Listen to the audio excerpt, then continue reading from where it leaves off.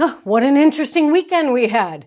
Lots of protests, lots of cheers, lots of people on both sides. We're going to talk about what these Supreme Court decisions mean, both in terms of our political landscape here in America as we go into the fall elections, and also what it's all going to mean in terms of the future direction of the overall country, because we are now hearing a lot of cries to, believe it or not, impeach the Supreme Court. AOC leading the charge on that. We're going to play you the sound. You're going to hear all about that. And we will discuss all the implications from a political perspective. Plus, we've got to talk about the economy. Russia now defaulting, as we knew it would, on its foreign debt. This is the first time it's done this since 1918. I know some people are pointing out, well, it did default. What was that about?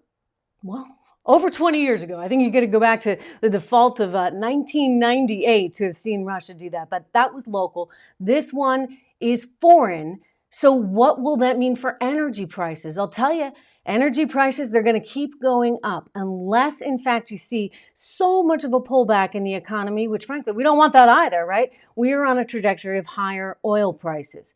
And so the administration is continuing to push its narrative that we need to switch to green. We're going to dig into that one. It's good to have you here. I am Trish Regan. Do me this favor. Make sure you're subscribed to the channel. Make sure you subscribe to the podcast on Apple iTunes, on Spotify, wherever you are getting your podcast. And again, YouTube, Rumble, wherever you're watching this video of the podcast, do me that favor. Do subscribe. Parts of today's program are brought to you by Legacy Precious Metals. You know how tough inflation is right now. You know how important it is to protect yourself against this coming onslaught of additional inflation. So go check out my friends there, legacypminvestments.com. Again, legacypminvestments.com. I also encourage you, by the way, on Friday, Charles was on the program, the CEO of the company. He had a lot of interesting things to say about gold and silver in this environment, which are very relevant as we see G7 meeting overseas. And there's a push right now to promise that nobody's going to take any Russian gold, right? Because Switzerland did that the other day. And there's a push to really step up the sanctions. Anyway, go check out that interview. But let's talk first about some of the challenges overall, before we get to AOC, that the American economy continues to face, and frankly, the reluctance of the administration to really do anything about it. I mean, this is at least the perception. Maybe they're trying, but there's such a lack of, frankly, competence when it comes to the issue of ensuring economic prosperity and tempered inflation that I think that we're effectively sort of doomed here for the next 6 months, 12 months, whatever you want to call it. I mean, I hope the recession is not going to be bad. I think it hopefully will be just a little one. But listen, there's an attitude out there that somehow, you can just go buy that $60,000 EV and solve your problem, which, by the way, makes no sense, because people are going to actually have to plug in the EV. And don't forget, they're still paying for electricity. They're still paying for natural gas. I mean, the cost of everything is going up. But a Fox reporter really pushed the White House on this week. Let's listen to the exchange. Trying to do right now is to deal with an acute problem right now, which is why the president, again, asked for a 90-day suspension of the gas tax holiday. It is going to make a difference. Peter, we're talking about 18 cents on the federal level. We're talking about an average of 30 cents on the state level. And if the oil refinery does their job, if they do what we are asking them to do, which is put their profits back in so that gas prices can go down, that's almost $1 per gallon. That matters. Sure, it matters. But you know what? We don't live in Venezuela. This is not a socialist country. Companies are not there to do what might help Joe Biden and the Democrats. I mean, companies are there to maximize their profits for shareholders. That's the whole idea. One of the reasons some of these companies don't want to drill is because the administration has made it very clear they don't want them drilling. So who the heck would actually put any investment into any new rigs or any new technology to get any of this stuff out of the ground? You wouldn't, right? And yes, maybe the profitability is better And shareholders are certainly happy about that, but the answer is not to say you are not allowed to make more than 10% profit. If you make more than 10% profit, we're going to double tax you. Somehow, these, dare I say, idiots, because I think the economic minds in the White House might actually just be at that level, right? These idiots think that if you tax everybody more, the companies that is, well, then somehow they'll want to produce more and they'll be incentivized. I mean, come on, you know exactly what would happen. They would cut back even more. I guess profitability would go up even higher, right? The margins, because you've got less supply, and it would be a disaster. Anyway, they have to point the blame at someone. And so again, the reporter was asking, like, which is it? Like $5 gasoline or a $61,000 electric vehicle? And they're trying to say, well, it's the oil companies who are at fault. I'm sorry, you're gonna have to do better than that. And, you know, I get it that they're sort of trying in some ways. I mean, I don't understand why the heck all your solar panel tax cuts haven't happened. I don't know why we haven't seen more tax cuts. If I want to go buy an EV, maybe I should get a nice big healthy tax cut for that, if that's what they're trying to promote, which is what they tell us. Anyway, instead of actually focusing on the United States of America, we have Biden talking about how green a country like Angola can be. Listen to him talking about the importance of it here first. We need worldwide effort to invest in transformative clean energy projects to ensure that critical infrastructure is resilient to changing climate. Critical materials are necessary for a clean energy transition, including... Okay. So it's critical. It's critical. We need the materials. We need to make sure it all happens. And this is why we're focusing on Angola. For example, the U.S. government just facilitated a new partnership between two American firms and the government of Angola to invest $2 billion in building the new solar projects in Angola.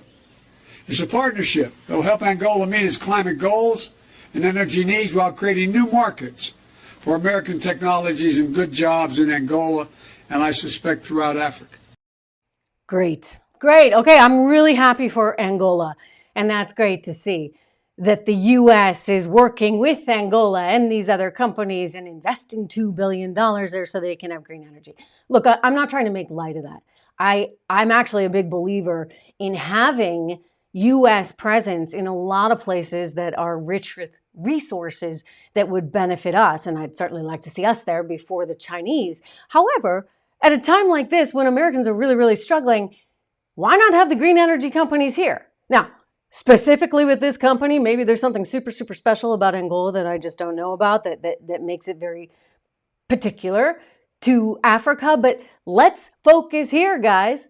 Let's have some investment here. But you know what? A lot of companies don't want to invest right now here in America because of the treacherous political environment, one in which I go back to this again, the Biden administration is criticizing energy companies because their profits are, in Biden's view, just too much. Do you really want to start a company in a country where the White House says you're making too much money? I mean, you see the effect that this has. Meanwhile, you've got all the turmoil and the chaos because everybody's flipping out one side or the other over these wedge issues, which came to a head, of course, when the Supreme Court announced some of its opinions, including Roe v. Wade, as well as your right to pray, for example, on a football field.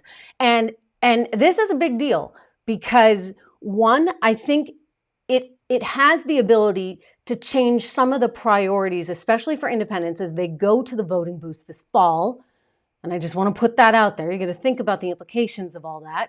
And then it's also concerning because now you seem to be bringing all the left-wing extremists out of the woodwork who are saying things like AOC said on NBC over the weekend. The answer is just impeach the court.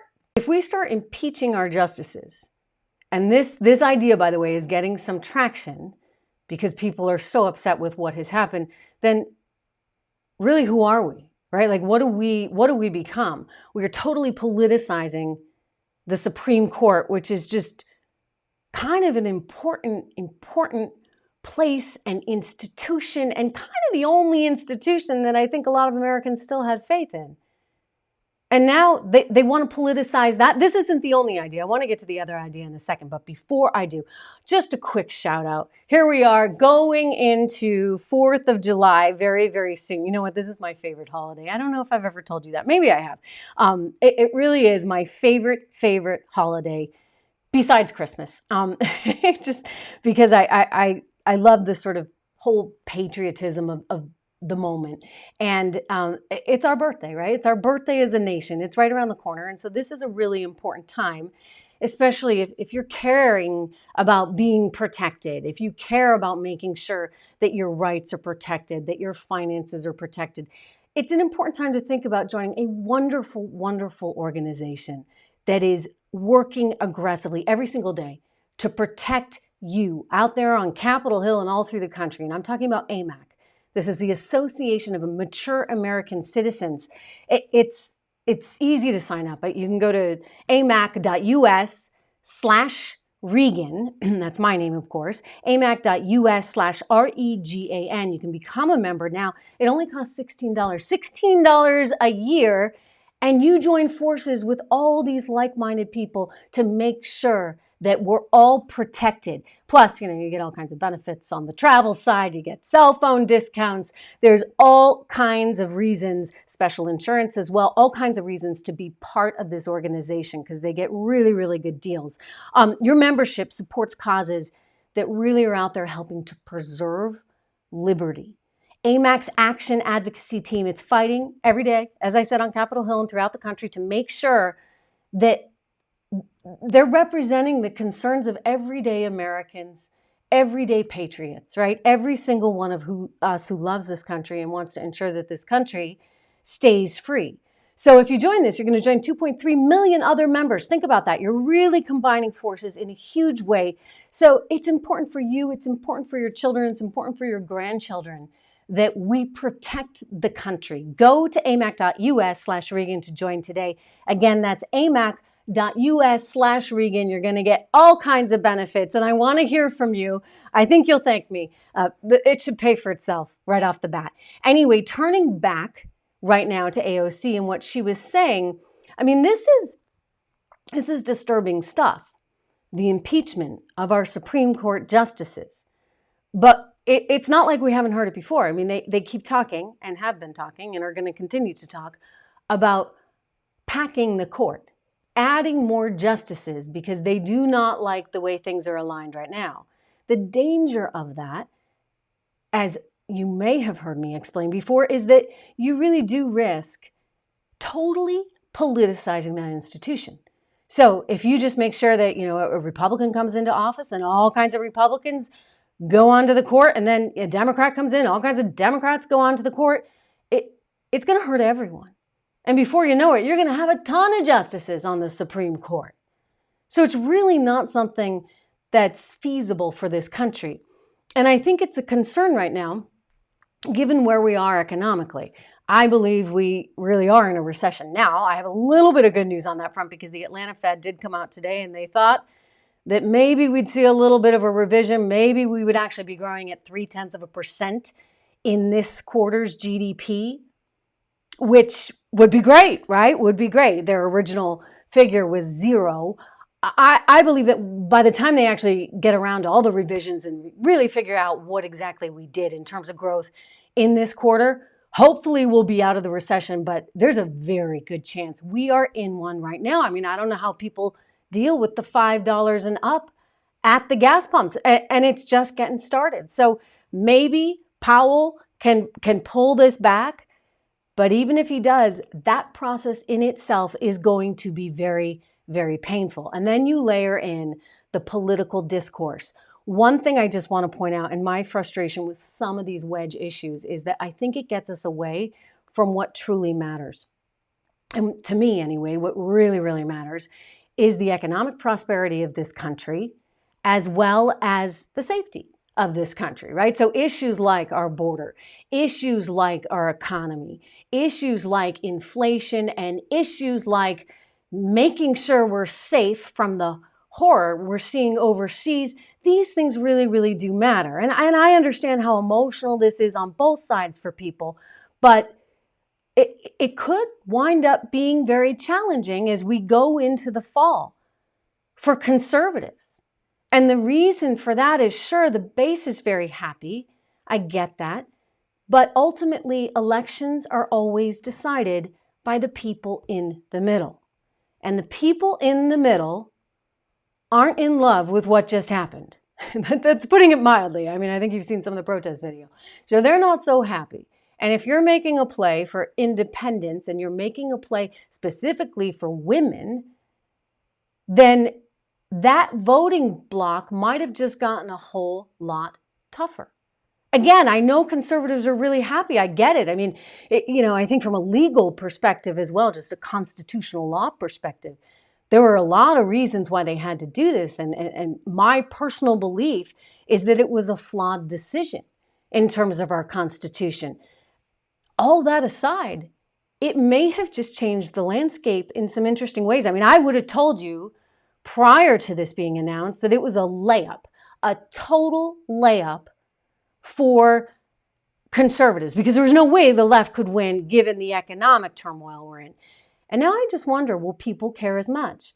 Or is this going to be the distraction that causes so many people that might otherwise vote for a Republican? Does that actually change it? And do they go to the left? I mean, that's what you gotta look at. The other thing that I just want to point out is it's going to put a lot more focus on this issue and attention on this issue in the states.